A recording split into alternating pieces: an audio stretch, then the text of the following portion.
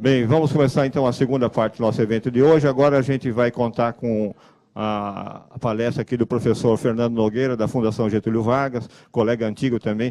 O bom da gente ser um pouco idoso, digamos assim, no bom sentido, é que a gente conhece todo mundo, né, Fernando? Fernando ainda era muito jovem quando começamos a trabalhar. Fico satisfeito de saber que ele continua jovem, sinal que nós estamos... não existe aquela defasagem crítica. O Fernando vai falar sobre o uso de mídias sociais nas 3 empresas paulistas de transportes metropolitanos. E eu queria fazer uma breve menção ao currículo do Fernando. O Fernando é doutorando e mestre em Administração Pública e Governo, em Administração Pública e Governo pela Escola de Administração Pública da Fundação Getúlio Vargas. É professor na graduação em Administração Pública da Fundação Getúlio Vargas e professor na pós-graduação da Escola Superior de Propaganda e Marketing. Desenvolve pesquisas em gestão de associações, comunicação pública, casos de ensino.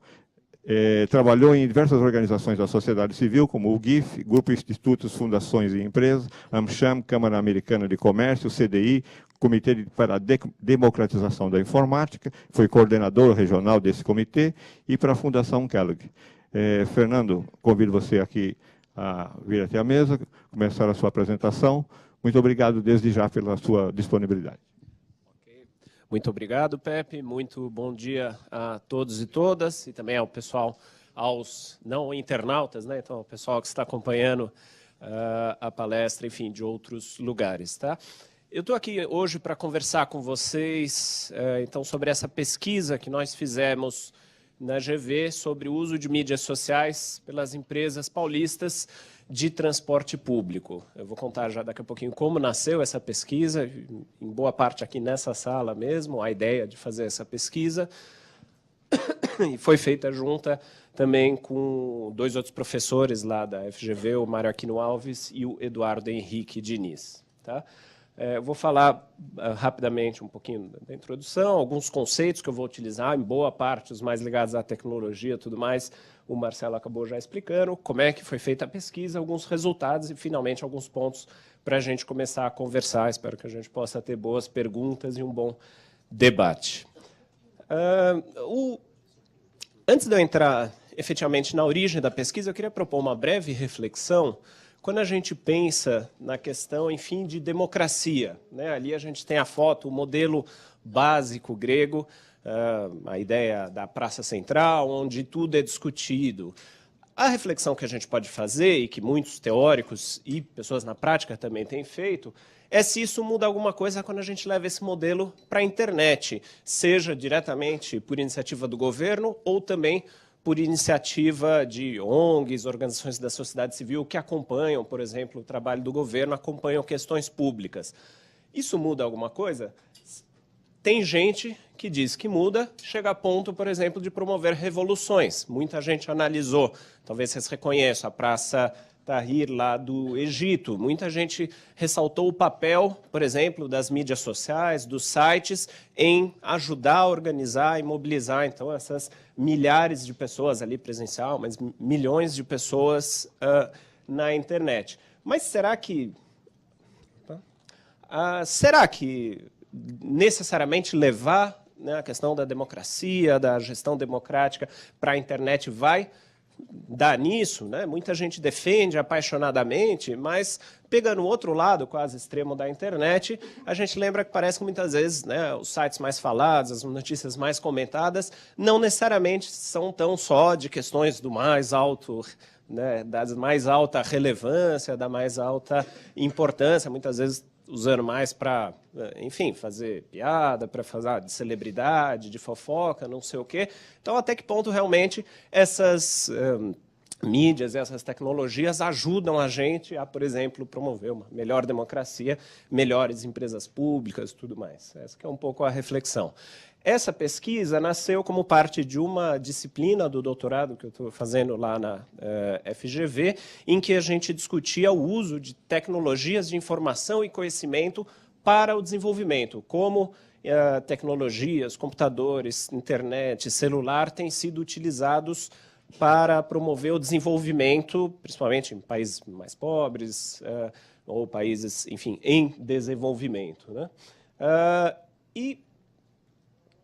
Vem também de uma reflexão que a gente vem tendo que comunicação muitas vezes não é, muitas vezes não, em geral, não é bem estudado e entendido quando a gente está falando de comunicação pública. Quando a gente fala de gestão pública, raramente a gente lembra da questão da comunicação, da importância da gente trabalhar bem a comunicação. Quando a gente vai ver os livros que existem sobre comunicação, comunicação corporativa, como uma empresa, como a Emplaza, como o metrô, a MTU, deveria se comunicar para promover uma melhor relação com os cidadãos, com os usuários dos seus serviços, dificilmente a gente acha modelos específicos para a gestão pública. A gente acha, em geral, modelos adaptados ou nem adaptados, só modelos diretos das empresas privadas. E a gente acha, eu vou comentar disso daqui a pouquinho, que tem algumas diferenças em relação ao que pode ser comunicado, como, as formas, tudo mais. Então, existe uma falta de pesquisa e de modelos na comunicação, e isso também ajudou a motivar, então, essa pesquisa, que tenta responder basicamente a essa pergunta, uma pergunta bastante simples. Como as empresas paulistas de transporte público vêm utilizando as mídias sociais em suas práticas de comunicação? E por que as empresas de transporte? Coincidentemente, em agosto do ano passado, eu e o professor Maraquino demos um curso aqui como parte de um MBA que estava acontecendo com a Secretaria de Transporte e essas empresas, Metrô, CPTM e MTU. Por isso que eu falei, foi nessa sala mesmo, a gente se encontrou aqui várias vezes, estou vendo algumas caras conhecidas do curso, e despertou a curiosidade, mas pelo contato, pelo convívio, conversando com as pessoas, bom, e o que eles estão fazendo, como isso está acontecendo. Eu queria começar rapidamente com alguns conceitos, não vou me alongar disso, mas só para dizer do que a gente utilizou. Primeiro, um conceito que vem sendo muito utilizado, e fico muito contente, né, de conhecer bem o trabalho feito pelo Aguni, feito por muitos outros gestores que estão aqui, essa ideia de trabalhar com o EGOV, ou seja, a modernização dos processos e da gestão do governo, especificamente aqui do governo do Estado, com o uso das tecnologias, né, que a gente chama aí de tecnologias de informação e comunicação. O cuidado, sempre em cada conceito eu vou trazer uma ressalva, um cuidado.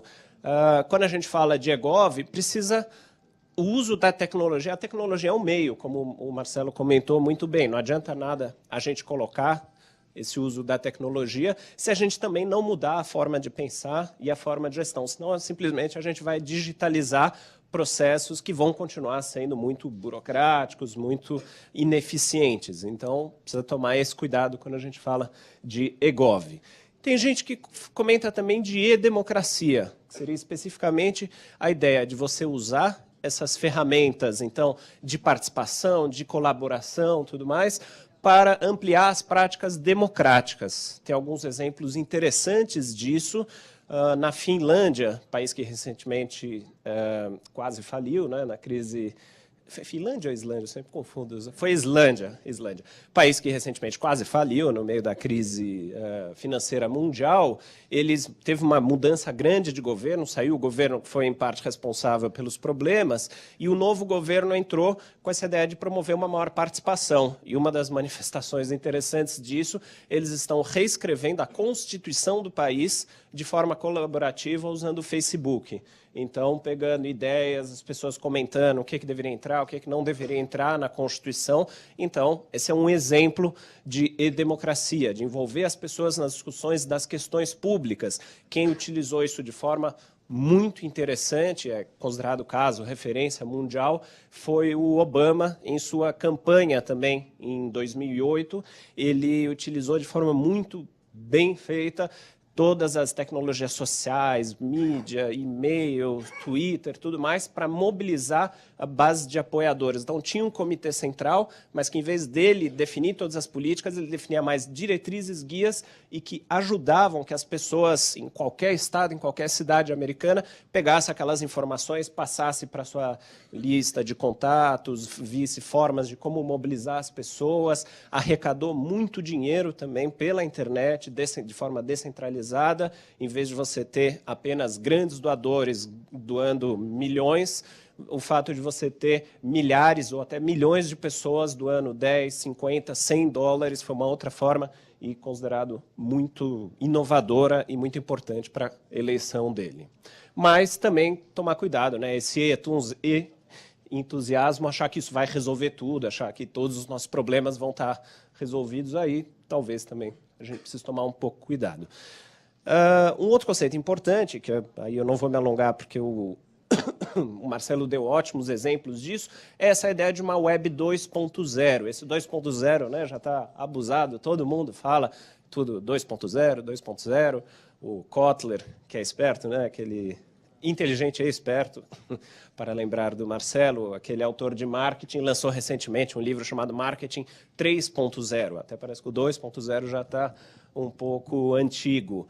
É a ideia de uma internet que foi cunhado no meio dos anos 2000, esse termo, mas uma tecnologia voltada principalmente para participação, construção conjunta, colaborativa de interação entre os usuários, dos quais talvez a Wikipedia seja o maior dos exemplos, né? A ideia de uma comunidade, gente colabora, ferramentas fáceis de edição, de todo mundo poder mexer, sistemas para ver se aquilo, a Wikipedia nunca fala, por exemplo, que não tem erros nas páginas delas, né? Todo mundo já deve ter achado, se procurou algum erro, alguma informação incorreta, tudo mais. Mas o que eles tentam cada vez mais melhorar é o sistema para eliminar ou reduzir esses erros. Então, se alguém notou uma informação inverídica, já avisa logo quem tinha colocado a página, já muda. Então, é essa a ideia. Não é para ter... novamente retomando o que o Marcelo tinha comentado, isso das empresas terem dificuldade de assumir as falhas. Uma vez eu li num trabalho acadêmico uma ideia muito interessante. As empresas têm síndrome de John Wayne, né? Síndrome do cara do faroeste que não falha nunca, né? Que é o líder de moral e de não sei o quê, que nunca falha, né? Essa síndrome de John Wayne. Acho que é uma expressão bastante interessante. E, finalmente, um outro conceito, de novo, que, como eu comentei, é pouco estudado, é essa ideia da comunicação pública. Esse processo de comunicação entre Estado, empresas, cidadãos, com o objetivo de informar para a construção da cidadania. Aqui a gente tem dois extremos, em geral, em quem estuda a comunicação pública. Ou tem uma visão ampla demais, então... Está sendo discutido, por exemplo, agora no Congresso, lei de acesso à informação, o que o governo deve tornar público ou não, quem que tem direito de acessar, que tipo de informação, são questões fundamentais, mas que muitas vezes estão longe do dia a dia das pessoas. O outro extremo é essa visão muito estrita, uma visão apenas de adaptar os conceitos que as empresas usam de comunicação e... com isso, a gente não entender o que o governo tem de diferente ao comunicar. Finalmente, para traduzir isso de uma forma um pouquinho mais prática, a gente utilizou o conceito de um teórico de comunicação holandês, Van Dijk, em que ele fala de quatro padrões que ele fala de comunicação pública, padrões de comunicação que acontecem, então, nessa esfera pública. Eu acho importante mostrar isso, porque depois eu vou usar essas categorias para analisar, então, as trocas de mensagem no Twitter. O primeiro é o que a gente talvez está mais acostumado quando a gente pensa em comunicação de empresa, é isso que a gente chama de alocução. Quando uma pessoa, um centro, está falando para muitos. Essa ideia de um para muitos, típico de comunicação de massa, né, unidirecional, é sempre numa direção só, da empresa para os seus usuários, da empresa para a sociedade, e quem decide o que vai ser comunicado, como comunicado, é esse centro. É o diretor de comunicação, é o presidente da empresa, da organização, tudo mais. Um exemplo claro e interessante, bom, que acho que todo mundo conhece aqui no Brasil, desse tipo de comunicação, campanhas como o nosso querido Zé Gotinha, por exemplo, né? Não tem essa ideia do diálogo, coisa assim, tem lá as campanhas, os cartazes, tudo mais, para levar as pessoas para se vacinarem, crianças para vacinar. Uma segunda forma de comunicação ele chama de consulta. Ainda a demanda pelas informações vem do nível local, então são as formas que as pessoas podem pesquisar nas empresas, por exemplo, e vão buscar então fontes públicas e altamente disponíveis. Por exemplo, o Diário Oficial é uma dessas formas de comunicação em que as pessoas vão olhar nas bases do Diário Oficial para saber o que está acontecendo, o que foi decidido, etc. São fontes públicas, legítimas, reconhecidas como legítimas para que as pessoas tenham acesso a essa informação. O registro é a forma quando as pessoas, quando o centro utiliza alguma ferramenta para pesquisar alguma coisa a partir das pessoas, enfim, de outros públicos. Então, o centro é quem decide o que é importante coletar, saber, mas ele vai buscar essas informações nas unidades. O censo, por exemplo, é uma forma dessas. O voto, inclusive, é uma forma também de registro. As pessoas estão ali dando opinião, mas de um negócio que já foi decidido, enfim, o que vai ser consultado, etc., no centro. E, finalmente, o padrão, obviamente, de maior diálogo possível, que é a ideia de conversa. Quando você não tem mais tão claramente essa distância entre o centro e a ponta, mas está todo mundo mais no mesmo nível conversando, e quem decide o que vai ser conversado, o centro não tem mais o poder, ou não tem o mesmo poder que ele tinha antes, de decidir o que vai ser conversado, como e quando. E aí o Twitter é o exemplo mais... um dos exemplos mais claros disso, para a gente, só pensando na palestra que veio antes, acho que já fica bastante claro o porquê. Como é que a gente fez, então, a pesquisa de campo? Como é que a gente transformou isso em uma pesquisa mesmo realizada? Foi feita a decisão, então, de trabalhar com as 3 empresas de transporte público paulista.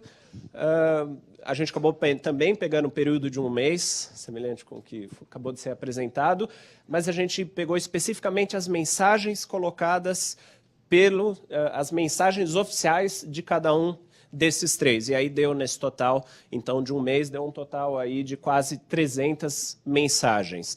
Interessante dizer que a ideia inicial era ver nas várias mídias sociais, então também Facebook e Orkut, mas, para nossa razoável surpresa, pelo menos naquele momento não se encontrou nenhuma página oficial, seja do Twitter, seja da MTU, CPTM ou Metrô, nessas mídias. No Facebook tem uma página de cada uma dessas, mas é muito institucional, são basicamente as informações as mesmas que estão no Wikipedia. Não tinha nenhuma forma de interação, não tinha essa preocupação.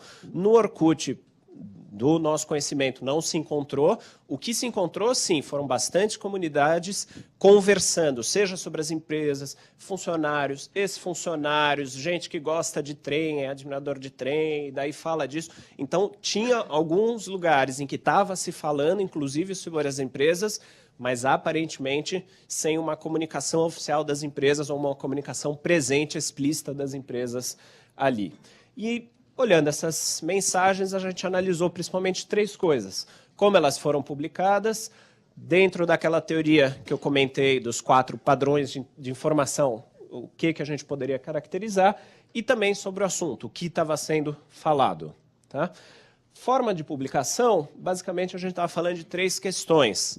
É a publicação própria, então é o tweet, né, que a gente fala, a empresa foi lá, escreveu, saiu, @metrô_sp oficial, comunicando alguma coisa, mas tem outros 2 tipos básicos, tem outros também, mas os 2 tipos básicos também de outros padrões, quando a gente usa o arroba. Quer dizer, por exemplo, a gente viu um exemplo disso da PM. Eu vou mostrar também outros exemplos daqui a pouquinho, mas quando alguém perguntou alguma coisa para a PM, ao colocar o arroba já foi para a página da PM aquela pergunta, e aí, quando a PM respondeu, também já apareceu no tweet da pessoa que tinha feito a pergunta a resposta. Então, já é um outro tipo de padrão. E o terceiro é a ideia de republicar tweets de terceiros. Isso também apareceu nos exemplos anteriores, quando o Estadão colocou lá a notícia do Kassab e não sei quantos retuitaram aquilo, ou seja, eles recopiaram. Está claro que não é uma informação deles, é uma informação de um terceiro, mas eles retuitaram. O padrão de tráfego de informação são esses 4 que a gente tinha acabado de ver. E o assunto principal do tweet, depois de ler alguns, deu para padronizar, deu para categorizar mais ou menos em torno desses 5, que eu vou explicar mais em detalhe daqui a pouco. O gráfico de que mensagens foram colocadas, enfim, em que momento. Nesse período, a gente vê primeiro bastante semelhante, eu tinha feito aquela pergunta por causa disso para o Marcelo, cai o número de mensagens ao fim de semana, mas aqui cai para 0 mesmo, né? Nesse período visto, pelo menos, nenhuma das empresas, né? O azul, mais para frente, a MTU, que pelo menos no momento pesquisado, era a que menos utilizava essa ferramenta. CPTM em vermelho e, finalmente, atrás o metrô, que era quem mais estava utilizando. Nenhuma das três postou nenhum tweet, nenhuma mensagem de fim de semana. Tá? Então, já é uma primeira constatação interessante para a gente fazer, porque é interessante a gente pensar que as três empresas continuam funcionando, né? Não é porque é sábado e domingo que para o metrô, que para o serviço dessas empresas. Tá? Já traz uma reflexão. Aqui são os dados apresentados, eu vou destacar alguns apenas, não vou me ater em todos. Primeiro, total de mensagem para chegar nas 300, principalmente metrô e CPTM, como eu falei, MTU ainda, pelo menos naquele momento, usando de forma bastante tímida. A média de mensagens por dia com mensagem, porque alguns nem publicaram mensagem há alguns dias, então deu em torno de 7 e 6 mensagens por dia para metrô e CPTM, e, como eu falei, na MTU, menos próximo a 1. E o último número que eu queria destacar é o número de seguidores. Em torno de 10 mil para o metrô, é o que realmente tem essa cara mais pública, 3 mil e poucos para a CPTM e 1.300 para a MTU. E as três empresas seguem bastante menos do que são seguidas, um pouco semelhante também ao que tinha mostrado com o da PM, e seguem basicamente perfis institucionais. Então, o metrô segue a CPTM, a MTU, o governo do Estado, o Twitter oficial, se não me engano, do governador, enfim, basicamente esses. Tá? Agora, quem segue são usuários, admiradores, etc. Em termos do tipo de mensagem, né? Principalmente mensagens próprias, a gente vai ver, republicadas, essa ideia de retweetar, também um número pequeno, mas que existe, e respondendo a alguém em torno, um pouco menos de 1/3 das mensagens. Que tipo de exemplo, então, de cada um? Quando a empresa está falando, quando é uma mensagem própria, metrô oficial, por exemplo, em 25 de maio, Estação Santa Cecília terá apresentação de craques na Embaixadinha hoje, das 5h30 às 7h30, neste dia do desafio. Tá? E aí segue um link. Mais um conceito aqui para mostrar. Aquele jogo da velha, antes do termo, não sei se todo mundo sabe disso, o nome disso em inglês é hashtag, é a ideia de você criar um assunto, você está deixando claro sobre que assunto você está escrevendo. Então, todo mundo, esse dia do desafio, era a ideia, então, das pessoas se mexerem, se movimentarem, fazer esporte, e se você cria, então, todo mundo que publica sobre isso, coloca esse jogo da velha, dia do desafio, você pode pesquisar, então, pelo assunto, dia do desafio, e aí todas as mensagens que vão aparecer estão disso. Quando a gente ouve falar, o assunto mais comentado no Twitter é a morte da Amy Winehouse, coisa assim, em geral, porque todo mundo vai colocar, a maioria das pessoas coloca, então, esse identificador, é como se fosse uma etiqueta, digamos assim. Uma mensagem da CPTM oficial retweetando, ou seja, reproduzindo mensagem de um terceiro. No caso, a CPTM reproduzindo a mensagem do metrô.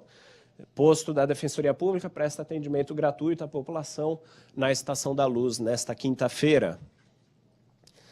E, finalmente, uma da MTU respondendo. Então, um usuário, @BrunoSchiavon, empresas intermunicipais já operam com ônibus de maior capacidade para atender a demanda em horários de pico. Então, a pessoa fez uma pergunta, provavelmente, sobre isso. Está muito lotado em horário de pico, não sei o quê. E a MTU respondeu a isso. Tá? Sobre os assuntos, eu tinha comentado, então, eventos. O que são eventos? Basicamente, já apareceu aquele exemplo, a ideia de que o metrô está avisando, olha, vai ter um evento tal, em tal lugar, vai ter um evento na estação de metrô, apareça, participe, acompanhe. Tá? Então, uma informação interessante, e é o que dominou, o que mais apareceu de mensagens nesse tipo. O segundo, institucional, quando a empresa está comentando sobre si mesma, alguma política, alguma novidade. Tá? Terceira, operação, quando dizia uma questão específica sobre o funcionamento, seja do metrô, da CPTM ou da MTU. Deu problema na linha tal, mas agora está normalizada, é isso que a gente está chamando de operação. Expansão foram algumas muito específicas que tinham esse tipo do planejamento, do que estava sendo feito, uma nova linha, alguma questão desse tipo. E integração surgiu muito pouco, mas deu para ver claramente algumas operações meio combinadas, então véspera de feriado, alguma coisa assim, as 3 empresas comunicando juntas um mesmo assunto. Talvez ainda um potencial aí a explorar. Tá? Exemplos, evento, como eu tinha falado, nesta quarta-feira, às 15h30, Quarteto Garatuja se apresenta na Estação da Luz, comemoração do aniversário de 19 anos da CPTM. Sobre esse institucional, né, isso foi um momento um pouquinho tenso que aconteceu em maio, sobre a possibilidade de greve dos metroviários, o Metrô informa que continua negociando com sindicatos e acredita em acordo. Finalmente, a ideia da operação, e aí respondendo, @Legrenfel, ainda não, a transferência gratuita com a CPTM em Pinheiros será feita a partir de 2 de junho. Tá? Finalmente, sobre o tipo de conversa que está acontecendo, na verdade, o tipo de padrão de comunicação que está acontecendo, principalmente ainda a locução, ou seja, a empresa utilizando o Twitter, mas novamente para retransmitir o que ela já faz em outras mídias. Ela falando para os outros escutarem, ela decidindo o que é importante. A ideia de uma consulta, ou principalmente de conversa, de diálogo, aparece em um pouco menos de 1/3 das mensagens e nenhum uso de registro, ou seja, pelo menos no período pesquisado, não foi feita nenhuma ideia, por exemplo, de pesquisa. Twitter poderia ser interessante, o que vocês acharam dos novos serviços, como está a linha amarela agora que foi inaugurada, mas não foi feito nenhum tipo de pesquisa desse tipo. Tá? Detalhar um pouco mais isso. Existe algum tipo de diálogo, mas a empresa seleciona o que ela responde, ela não está respondendo tudo. Se a gente pesquisa pelo assunto, por exemplo, né, o jogo da velha, metrô, questões assim, a gente vê que tem uma série de questões que as pessoas estão colocando e que muitas vezes parece que as empresas estão escolhendo não responder, talvez ignorando. O diálogo em si, a qualidade dele é importante, como o Marcelo até comentou, é muito legal, é o metrô, é a CPTM, mostrando que ouve as pessoas, que quer falar, mas mesmo assim ainda é um diálogo meio pobre. A pessoa faz uma pergunta, boa parte das respostas era obrigado pela pergunta, segue o link para a nossa ouvidoria, para o nosso saque, para você entrar em contato com alguém que vai poder ajudar com esse problema. Então, não está realmente ainda funcionando muito como diálogo, está mais para encaminhar para outras formas mais tradicionais de resolver. Tá? E as respostas pouco personalizadas, um tom muito oficial, um tipo de comunicação talvez não muito a ver com o espírito da internet, com o espírito do Twitter. E muitas vezes a gente via várias perguntas num dia em que aconteceu algum problema operacional. Muitas vezes a gente via 9, 10 respostas iguais para as perguntas que as pessoas estavam fazendo. Então, de novo, talvez desse para buscar um tom um pouco mais adequado à mídia, ao que se está falando. Para já chegar ao final e ver se a gente pode abrir para algumas questões, a gente pode ver que as novas mídias parecem, sim, adequadas para uma comunicação pública mais ampla e com potencial meio para diálogo aberto e democrático, mas isso ainda está sendo muito subutilizado. Ou seja, tem esse potencial, mas, e aí não só as empresas de transporte público paulista, todo mundo ainda está tentando aprender um pouco como fazer isso. A gente vê exemplos tanto positivos quanto negativos hoje. Tem um sotaque, de alguma forma assim, a gente pode pensar que as empresas ainda não descobriram como falar realmente a língua do Twitter, vamos dizer. E tem um sotaque que talvez seja fruto, né? A gente tem no Brasil uma tradição, eu diria que até um certo autoritária, uma tradição de governos anteriores, de períodos ditatoriais, tudo mais, uma comunicação muito centralizada, muito formal, né? Já tentou entender despacho, às vezes que está no Diário Oficial, despacho de juiz, é uma língua muito formal, é muito longe da realidade das pessoas, de cima para baixo, pouco aberta ao diálogo. De novo, isso não é privilégio dos governos. Quando a gente pensa, né, um outro caso de Twitter, eu não sei se vocês lembram o que aconteceu Faz uns 2, 3 anos, a Sasha, filha da Xuxa, escreveu no Twitter, como é que era? Cena com S, acabei de gravar minha primeira cena, alguma coisa assim. O pessoal, obviamente, aproveitou, né? Caiu em cima, pô, que absurdo, olha, não sabe escrever, não sei o quê. A Xuxa ficou revoltada com aquilo, saiu do Twitter, onde já se viu alguém falar mal da filha dela, né? Esse tipo de coisa está acontecendo, as pessoas estão tendo acesso a coisas que não sabiam antes, né? Celebridades, empresas, muitas vezes filtram tudo que as pessoas falam sobre elas. Eu vi uma entrevista muito interessante do Chico Buarque, recentemente. Ele falou que quando ele começou a entrar na internet, ele ficou impressionado. Pô, eu comecei a ver gente falando mal, e gente falando, pô, esse cara ainda não se aposentou e não sei o quê. Ele fala, oi? Esse velho bêbado, né? E ele rindo assim, porque ele fala, você vai no show, coisa assim, tá todo mundo lá para te assistir, tá todo mundo, no fundo, só para puxar o saco, tá só para falar bem de você. Ele está com o público conquistado, o público dele, há 40 anos. Então, ele ter acesso a gente que estava criticando, que tinha uma opinião diferente, para ele achou muito interessante. Ele falou... ele tomou mais na esportiva, certamente, do que a Xuxa. Tá? Essa internet... De alguma forma, a gente pode pensar que ela é uma representação dessa esfera pública. O que está acontecendo aqui, por exemplo, a gente no espaço, conversando, isso é o que acontece na internet, né? Então, não dá para dizer, a empresa simplesmente não pode chegar e dizer, olha, não vou participar, acho que isso não é para mim, o Twitter só tem gente falando mal, criticando, então não vou falar, não vou estar lá. Não me parece que mais que é uma opção, não me parece que as pessoas, que as empresas podem simplesmente, né, tapar o sol com a peneira, não vamos entrar lá porque isso dá muito problema e finge que não existe. Está lá, está acontecendo e as pessoas estão falando sobre as empresas, quer as empresas queiram ou não. É exatamente aquela noção, a gente não controla mais como a gente achava que controlava antes. Claro que é possível influenciar, e o primeiro passo para influenciar é estar presente, é saber o que está acontecendo, é fazer esse estudo, mas controlar totalmente, isso não existe mais. Ou pelo menos a ilusão de que dava para controlar não existe mais. Dando mais alguns exemplos, eu vou ler, principalmente para o pessoal que está acompanhando de fora. Quando eu tinha o outro Twitter, eu segui o Twitter da CPTM, que nem sei mais se existe, e eles nunca respondiam ninguém. É verdade ou não? Não importa, é a opinião que a pessoa está colocando. O outro, a CPTM tem a cara de pau de falar que a linha 11 voltou ao normal às 9 horas, sendo que às 9h20 estavam falando que tinha 9 trens na fila. Manja sardinha enlatada? Eu estava assim no trem hoje da CPTM, que vergonha, hein? Mais um dia na CPTM linha 9, sem ar-condicionado e muita gente, muito calor. E, finalmente, o povo está pensando em quebrar tudo, jogo de velha CPTM. De novo, quer a empresa queira ou não, as coisas estão acontecendo, as pessoas estão falando. E, além do mais, de novo, para a gente ver essa questão do controle. No Twitter, CPTM, no momento, todas as linhas da CPTM operam normalmente.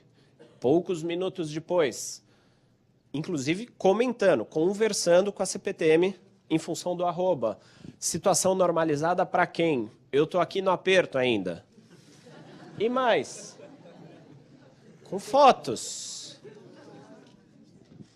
Então, de novo, a empresa não fala mais sozinha. Ela não é a coisa de saiu o comunicado e pronto, a nossa parte foi feita.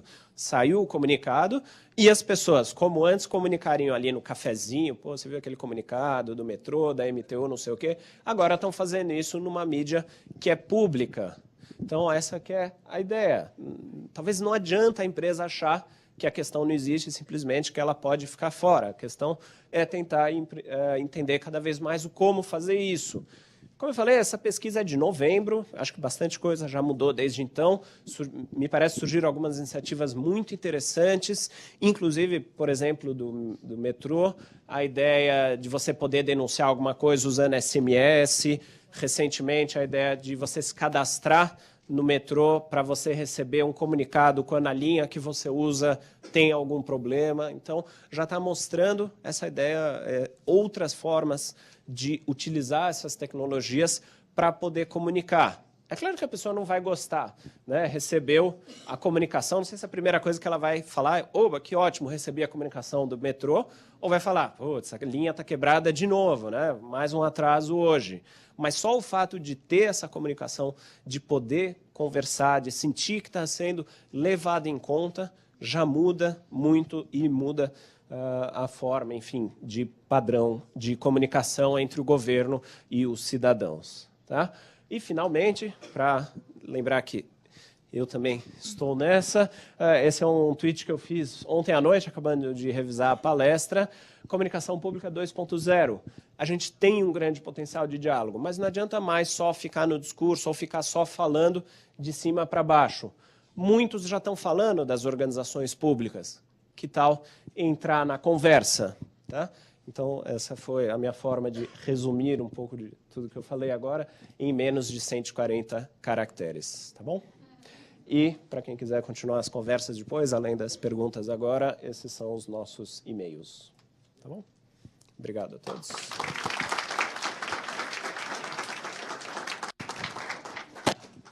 Muito obrigado, Fernando. E agora nós vamos ter um tempo. Alguém gostaria de fazer alguma pergunta?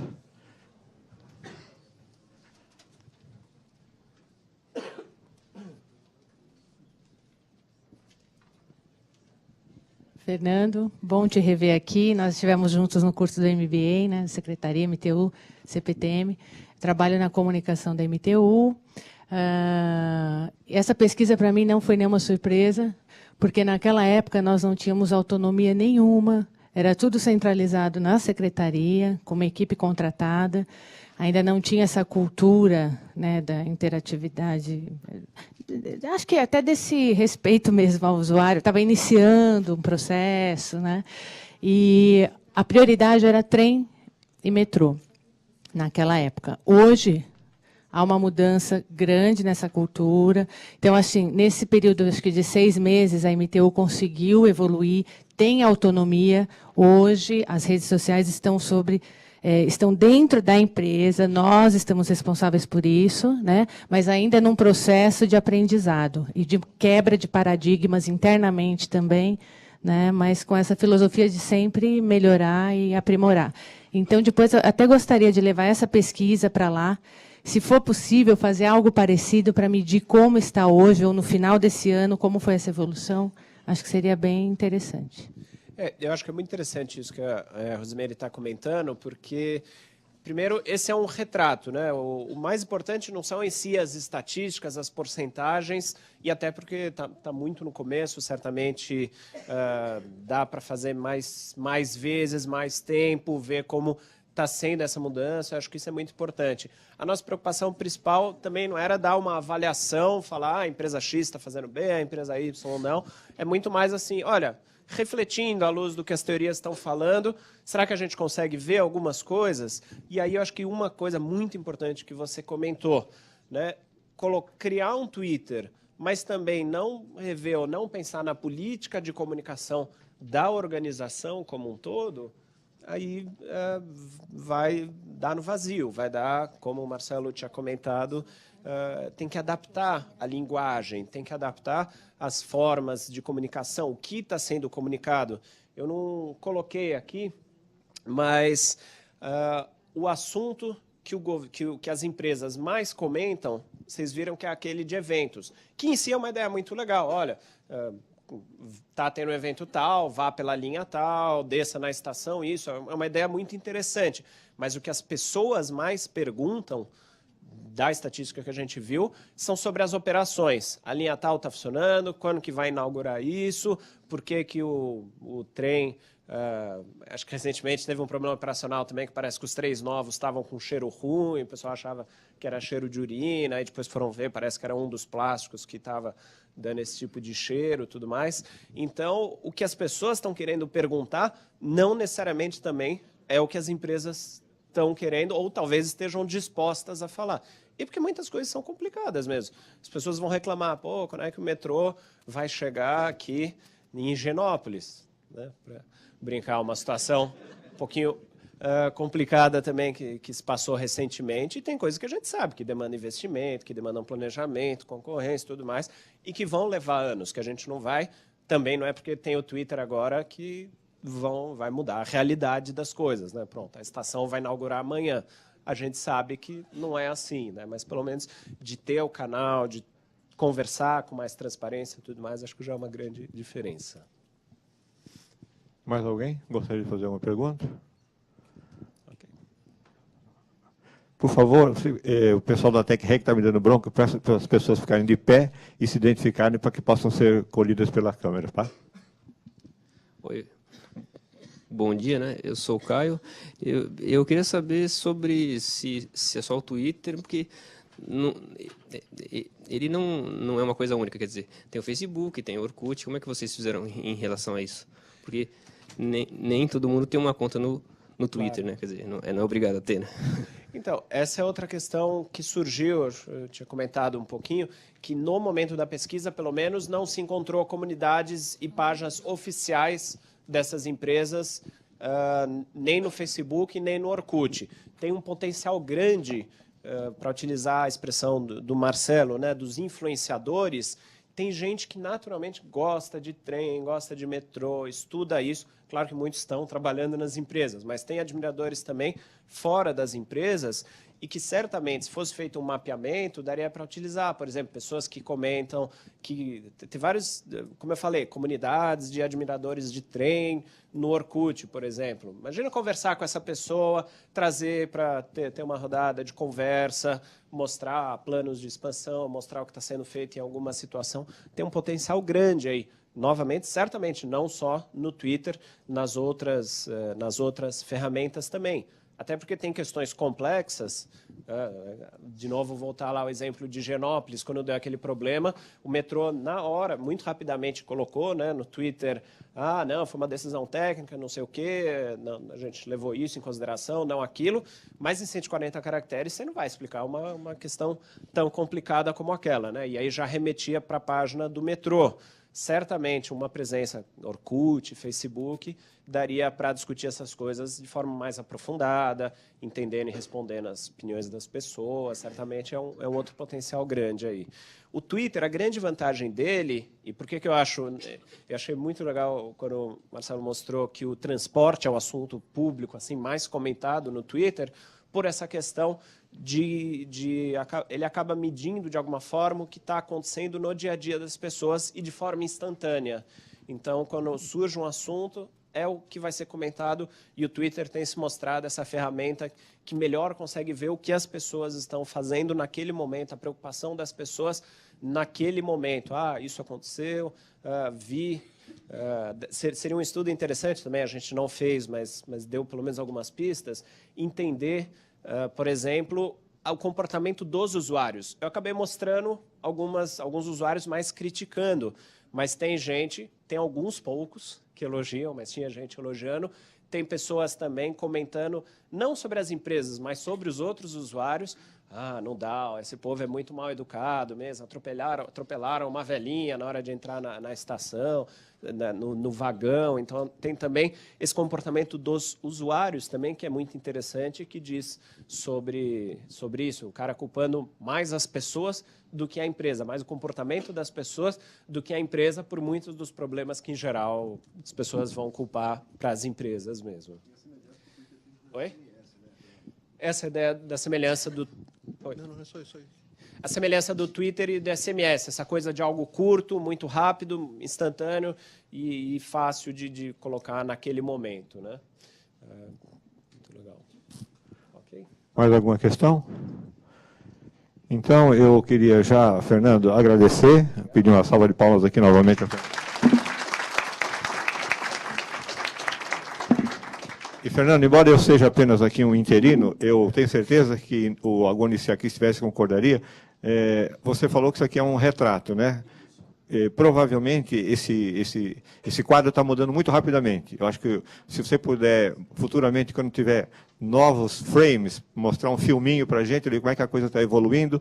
A gente percebe isso no nosso dia a dia, que já estamos trabalhando com isso aí há quase 3 anos, que a gente fala nessa nova forma. A gente percebe que o governo está aceitando mais hoje.